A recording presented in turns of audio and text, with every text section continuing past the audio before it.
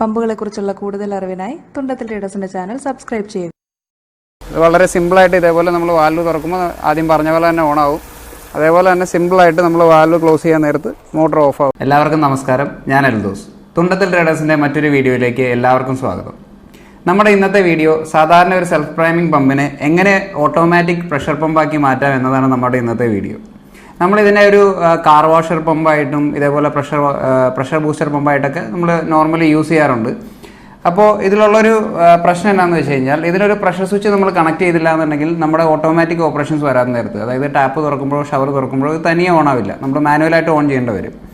അപ്പോൾ അത് ഓട്ടോമാറ്റിക്കായിട്ട് ഓൺ ചെയ്യാൻ പാകത്തിന് നമ്മൾ ഇതേപോലെ ഒരു പ്രഷർ സ്വിച്ചാണ് നോർമലി ഇതിൽ ഘടിപ്പിക്കാറ്. ഇതിലുള്ള ഒരു പ്രശ്നം എന്താണെന്ന് വെച്ചാൽ, ഇതിൽ പ്രഷർ അഡ്ജസ്റ്റ്മെൻറ്റോ കാര്യങ്ങളൊന്നും ഇല്ല. അത് നോർമലി ജസ്റ്റ് പമ്പിനെ സ്വിച്ച് ചെയ്യിക്കുക, അതായത് ടാപ്പോ ഷവറോ ഓൺ ചെയ്യുമ്പോൾ പമ്പിനെ ജസ്റ്റ് ഓൺ ചെയ്യുക, അത് ഓഫ് ചെയ്യാൻ നേരത്ത് ഷട്ട് ഓഫ് ആക്കുക, അതായത് ഓഫ് ചെയ്ത് കളയുക. അങ്ങനെ ഒരു പർപ്പസ് മാത്രമാണ് ഇതിനുള്ളൂ. എന്നാൽ നമ്മൾ ഇന്ന് ചെയ്യാൻ പോകുന്ന ഇതേപോലത്തെ നോർമലി പ്രഷർ പമ്പിന് വരുന്ന ടൈപ്പ് ഒരു ഡൻഫോസിൻ്റെ പ്രഷർ സ്വിച്ച് വെച്ചിട്ട്, പ്രഷർ അഡ്ജസ്റ്റ്മെൻറ്റ് എല്ലാം ഉള്ളൊരു സ്വിച്ച് വെച്ചിട്ട് ഇതിൽ നമ്മൾ കണക്ട് ചെയ്ത് വർക്ക് ചെയ്യിക്കുമോ എന്നുള്ളതാണ് നമ്മൾ ചെക്ക് ചെയ്യാൻ പോകുന്നത്. ഇത് ഏറ്റവും വില കുറഞ്ഞ ഒരു രീതിയിൽ നമുക്കൊരു പ്രഷർ പമ്പ് ഉണ്ടാക്കുന്ന ഒരു രീതി കൂടെയാണ്. നോർമലി നമ്മുടെ വരുന്ന പ്രഷർ പമ്പിന് ഏകദേശം ഒരു 7000 രൂപയുടെ മേളിലാണ് പ്രൈസ് റേഞ്ച്. ഇതൊരു 1500 രൂപ വരുന്നൊരു പ്രഷർ സ്വിച്ചും ഒരു 2500 രൂപ വരുന്ന പമ്പും വെച്ചിട്ട് നമുക്കൊരു ഫുൾ സിസ്റ്റം നമുക്ക് ചെയ്തെടുക്കാൻ പറ്റും. അപ്പോൾ അതെങ്ങനെയാണ് ചെയ്യുന്നത് എന്നുള്ള കാര്യങ്ങളൊക്കെ നമുക്ക് നോക്കാം.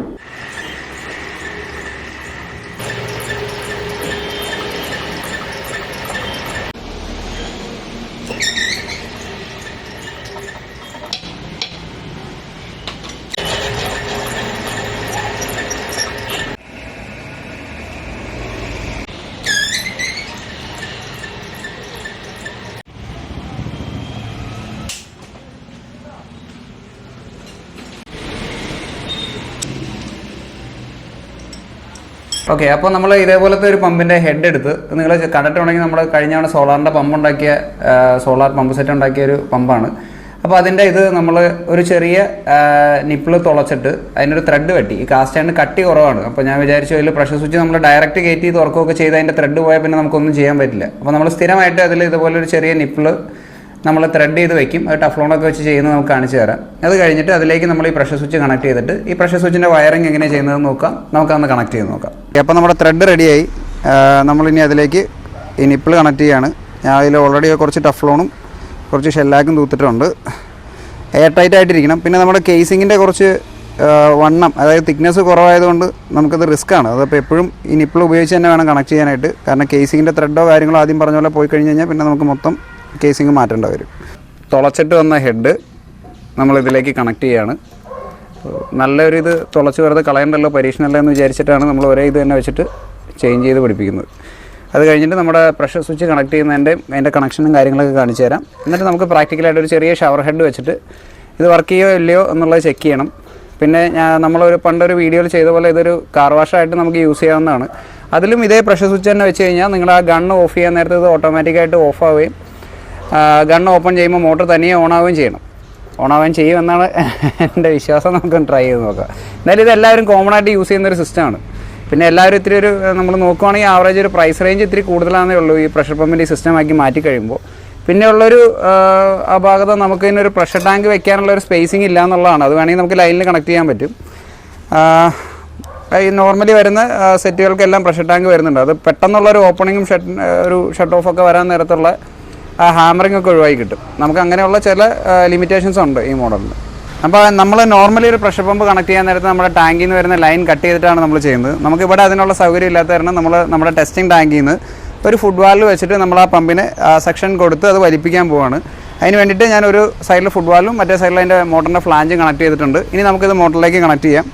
അത് കഴിഞ്ഞിട്ട് ഇതിൽ വെള്ളം ഒഴിച്ച് നിറയ്ക്കാം. അത് കഴിഞ്ഞിട്ട് നമുക്ക് അതിൻ്റെ ഷവർ ഹെഡ് കണക്ട് ചെയ്യാം. എന്നിട്ട് വർക്ക് ചെയ്ത് നോക്കാം. ഫ്ലാഞ്ച് പിടിപ്പിക്കാൻ പോവുകയാണ്. നമ്മുടെ സെൽഫ് പ്രൈമിംഗ് പമ്പുകളിൽ പമ്പിൻ്റെ സൈഡിൽ സെക്ഷൻ സൈഡിൽ ഇതേപോലെ ഒരു നോൺ റിട്ടേൺ വാൽവ് ഉണ്ടാവും. കാരണം നമ്മൾ പമ്പിൽ ഒഴിക്കുന്ന വെള്ളം തിരിച്ചിറങ്ങി പോകാതിരിക്കാൻ വേണ്ടിയിട്ടാണ്.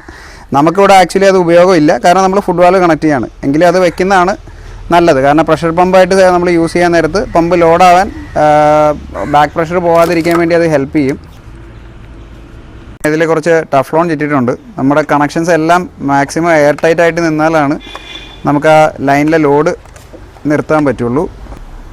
ഓക്കെ, അപ്പോൾ നമ്മളിനി പ്രഷർ സ്വിച്ചിൻ്റെ കണക്ഷൻ കൊടുക്കാൻ പോവാണ്. ഇനി അത് കണക്ട് ചെയ്യേണ്ടത് ഈ 1ലും 2ലും പോയിന്റിലാണ് കണക്ട് ചെയ്യേണ്ടത്. എൻ്റെ കയ്യിൽ വേറെ 2 കളറുകളില്ലാത്ത കാരണമാണ് 2 കളറിലെടുത്തത്. അത് ഒരേ കളറായാലും ഒരു കുഴപ്പമില്ല, കാരണം നമ്മൾ ഫേസ് ലൈൻ മാത്രമാണ് അതിൽ കൊടുക്കുന്നുള്ളൂ.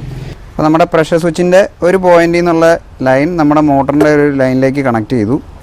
ഇനി ചെയ്യാൻ പോകുന്നത് ഇത്രയേ ഉള്ളൂ. നമ്മുടെ മോട്ടറിൻ്റെ 2 ലൈനിൽ ഒരെണ്ണം നമ്മൾ പ്രഷർ സ്വിച്ച് വഴി കയറി ഇറങ്ങി ഇത് നേരെ ഫേസിലേക്ക് പോകും. ഇത് ഡയറക്റ്റ് ന്യൂട്രലിലേക്കും കണക്ട് ചെയ്യും. അത്രയേ ഉള്ളൂ ഇതിൻ്റെ വയറിങ്ങിൻ്റെ സിസ്റ്റം എന്ന് പറഞ്ഞു കഴിഞ്ഞാൽ. പിന്നെ നമുക്ക് പ്രഷർ അഡ്ജസ്റ്റ്മെൻറ്റ് ചെയ്യാനുള്ളതുണ്ട്, അത് നമുക്ക് പറഞ്ഞുതരാം. അപ്പോൾ നമ്മുടെ ഡയറക്റ്റ് വരുന്ന ഫേസ് ലൈൻ നമ്മൾ പ്രഷർ സ്വിച്ചിലേക്ക് കണക്ട് ചെയ്തു. ഇനി ഇത് നമ്മുടെ ലൈൻ ന്യൂട്രൽ ലൈനാണ് വരുന്നത്, അത് നമ്മൾ ഡയറക്റ്റ് മോട്ടറിലേക്കും കണക്ട് ചെയ്തു.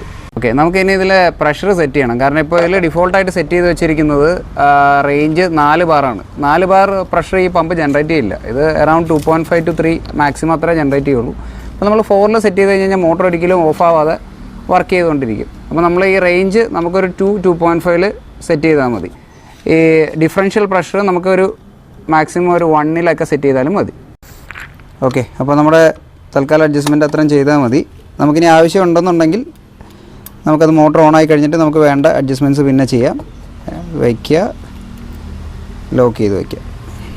ഓക്കെ, നമ്മളപ്പോൾ ആദ്യം പമ്പിൽ വെള്ളം നിറയ്ക്കുകയാണ്. നിലവിലിപ്പോൾ നമ്മൾ ഫുഡ് വാൽവ് പിടിപ്പിച്ചാലും ഇതിൻ്റെ നോൺ റിട്ടേൺ വാൽവ് ഉള്ളതുകൊണ്ട് പമ്പിൽ മാത്രമാണ് വെള്ളം നിറയുള്ളൂ. വെള്ളം വലിച്ചെടുക്കാനുള്ള ഒരു ഡിലേ വരും, അത് ഒരു തവണയേ ഉള്ളൂ. വൺസ് ഈ സാധനം മൊത്തം ലോഡായി സക്ഷൻ പൈപ്പ് മൊത്തം നിറഞ്ഞു കഴിഞ്ഞ് കഴിഞ്ഞാൽ പിന്നെ ഇൻസ്റ്റൻ്റായിട്ട് നമ്മൾ വാൽവ് തുറക്കുന്നതിനനുസരിച്ച് വെള്ളം വരും. നമ്മുടെ ഡെലിവറി ലൈൻ നമ്മൾ കണക്ട് ചെയ്യുകയാണ്.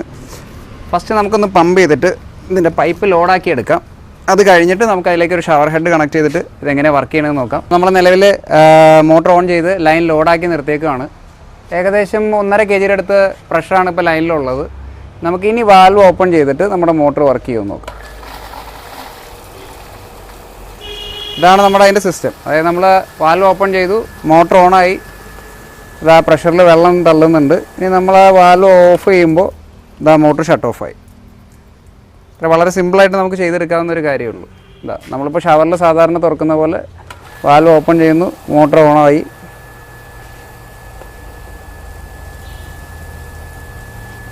അതേപോലെ തന്നെ അതാ നമ്മൾ വാൽവ് പയ്യെ ക്ലോസ് ചെയ്ത് കഴിഞ്ഞാൽ വൺസ് നമ്മൾ ആ സെറ്റ് ചെയ്തിരിക്കുന്ന പ്രഷറിൻ്റെ ലൈനിൽ റീച്ച് ചെയ്ത് കഴിഞ്ഞ് കഴിഞ്ഞാൽ മോട്ടർ ഓഫ് ആവുകയും ചെയ്യും. അപ്പോൾ നമ്മൾ പ്രഷർ പമ്പ് പിടിപ്പിക്കുമ്പോൾ ഇതേപോലെ ഒരു സിസ്റ്റം ചെയ്യുമ്പോൾ പ്രത്യേകം ശ്രദ്ധിക്കേണ്ടത് നമ്മുടെ ലൈനിൽ എവിടെയും ലീക്ക് പാടില്ല. എവിടെയെങ്കിലും ലീക്ക് ഉണ്ടെന്നുണ്ടെങ്കിൽ പമ്പ് ഫ്രീക്വൻ്റ് ആയിട്ട് ഓൺ ആയിക്കൊണ്ടിരിക്കും പ്രഷർ ഡ്രോപ്പ് വരാൻ നേരത്ത്. വേറെ പ്രശ്നങ്ങളൊന്നുമില്ല.